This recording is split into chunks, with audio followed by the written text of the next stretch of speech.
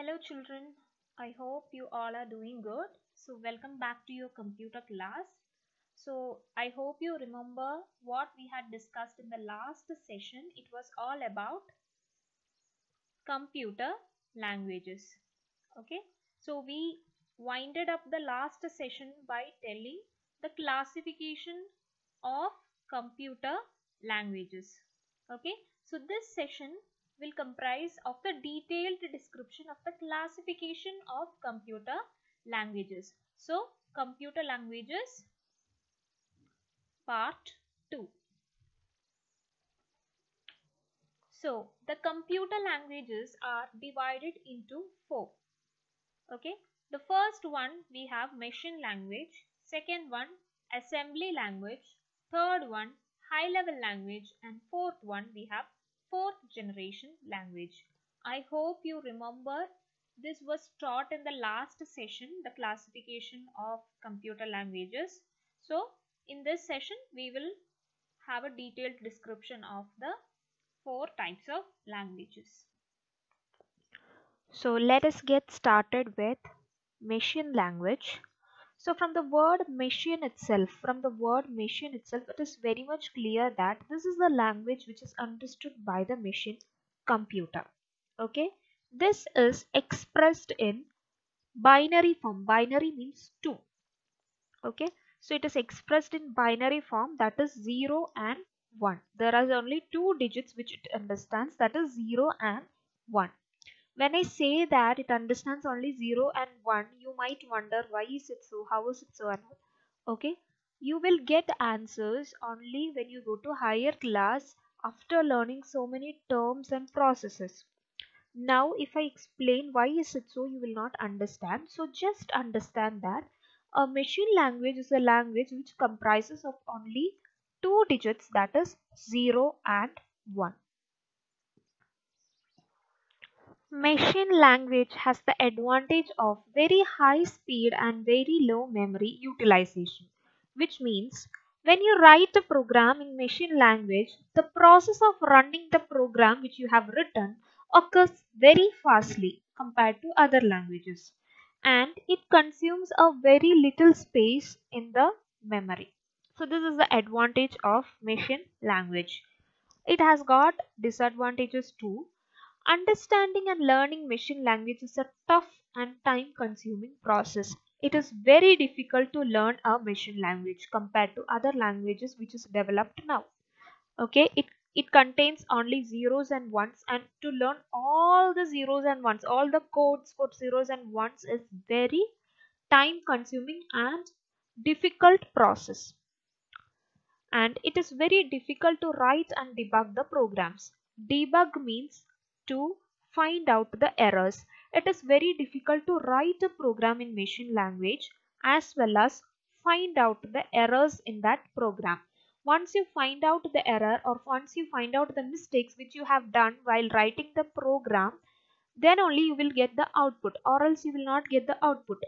Okay, so in other languages it is easy to find out the mistakes, but in machine language it is very difficult to find out the mistakes and run the program. And it is extremely machine dependent. Machine dependent means you are writing a program in one machine. Okay, same program, if you take it to another machine, it might not work.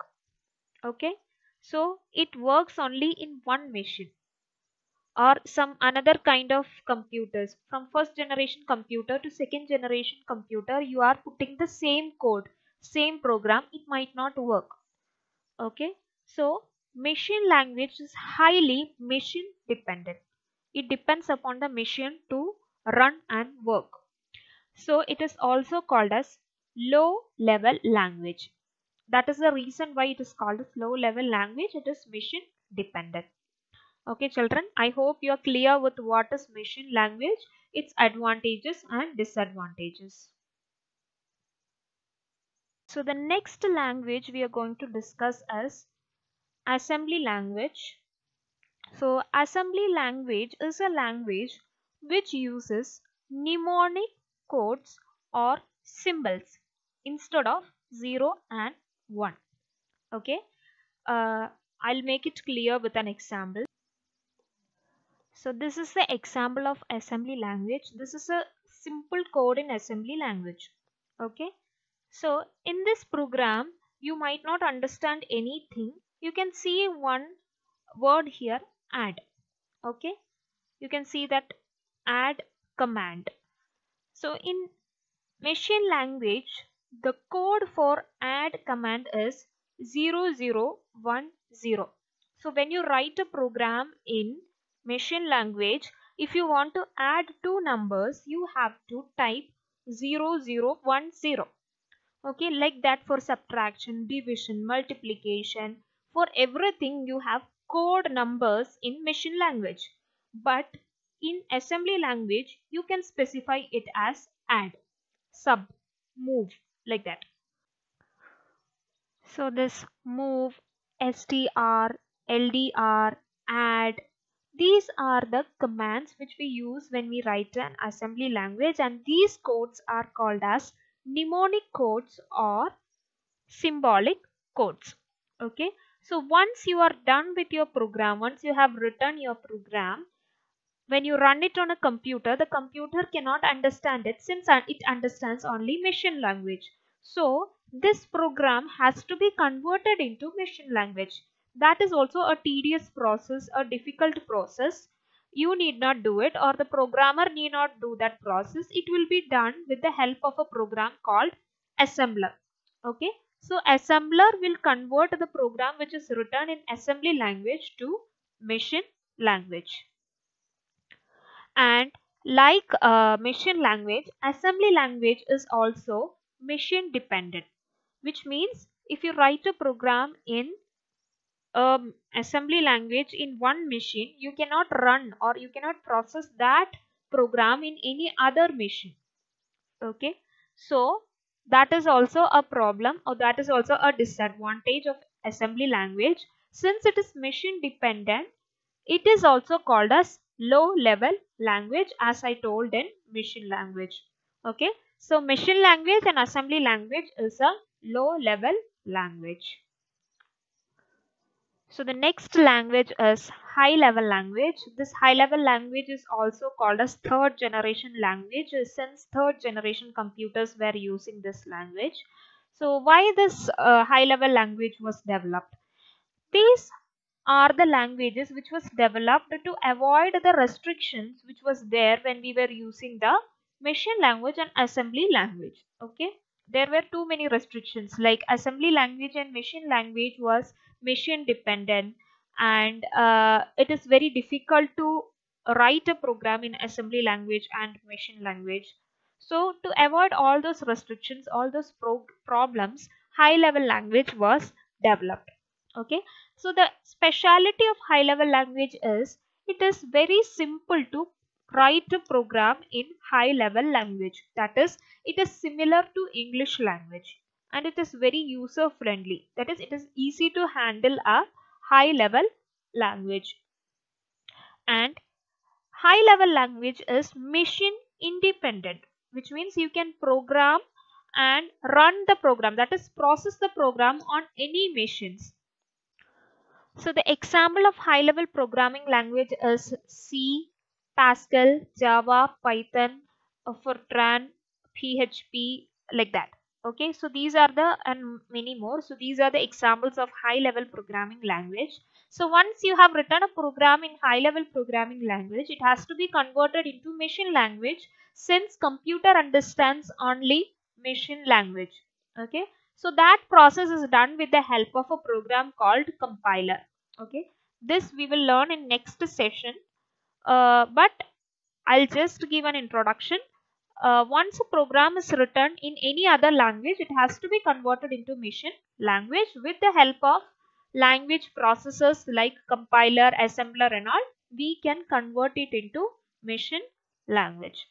Okay, I hope you are clear with high level programming language. So the next programming language is fourth generation language.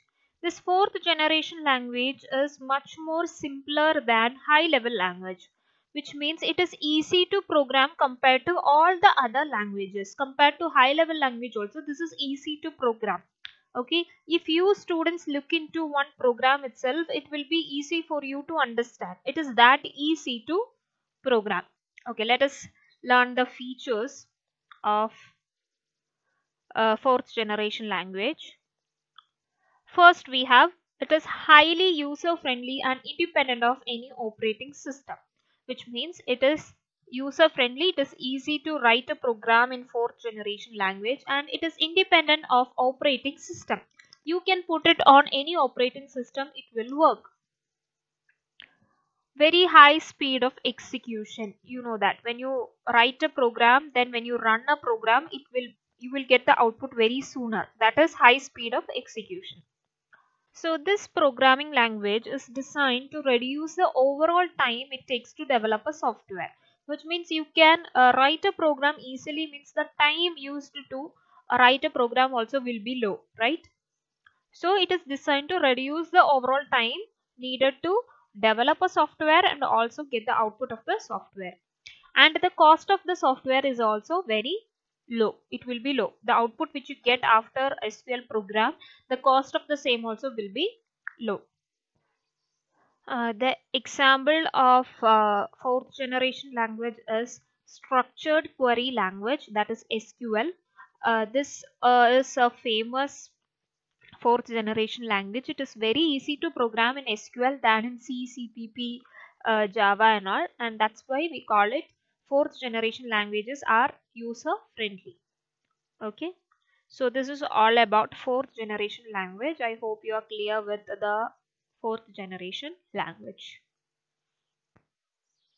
So we are done with the description of the categories of computer languages. I hope you have understood or clear with the topic.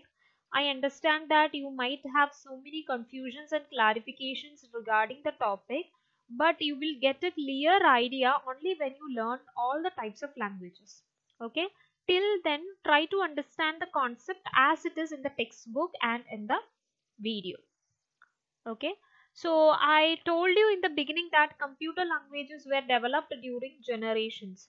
Like machine language was developed during the first when first generation computers were used, and assembly language was developed when people were using the second generation computers, and C, C++, Java, which belongs to high level language category, was used when people were using the third generation computers, and SQL, that is fourth generation language, was used when people were using the fourth generation computers.